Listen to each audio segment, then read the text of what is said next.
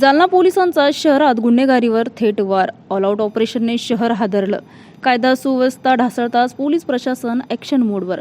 आज दिनांक 10 मंगळवारी रोजी सकाळी 9 वाजता मिळालेल्या माहितीनुसार जालना शहरात दिवसेंदिवस वाढत चाललेल्या गुन्हेगारी घटनांमुळे नागरिकांमध्ये भीतीचं वातावरण पसरलं असताना जालना पोलिसांनी काल रात्री अचानक ऑल आउट ऑपरेशन राबवत गुन्हेगारांना थेट इशारा दिला आहे.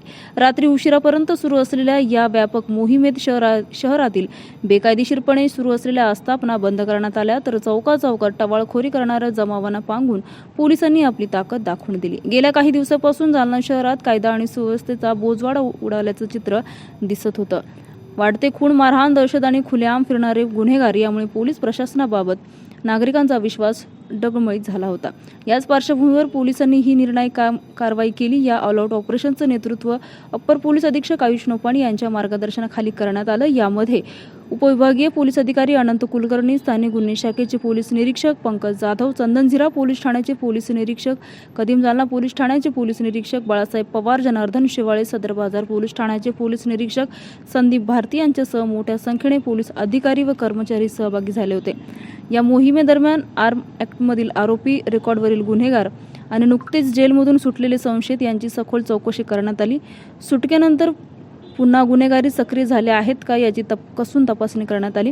शहरातील गुन्हेगारीला पूर्णविराम देणे, कायदा सुव्यवस्था अबाधित राखणे आणि नागरिकांचा पोलीस प्रशासनावरचा विश्वास पुन्हा दृढ करणे हाच या मोहिमेचा मुख्य उद्देश आहे, असे अप्पर पोलीस अधीक्षक आयुष नोपान यांनी स्पष्ट शब्दात सांगितलं. दरम्यान या अचानक झालेल्या ऑल आउट ऑपरेशनमुळे गुन्हेगारांमध्ये खळबळ उडाली असून सामान्य नागरिकांमध्ये दिलासाची भावना निर्माण झाली आहे. जालना शहरात पुन्हा एकदा शांतता, सुरक्षितता आणि कायद्याचा दरारा निर्माण होईल अशी अपेक्षा नागरिक व्यक्त करत आहेत. ते ऑल आउट ऑपरेशन घेतला होता आपण.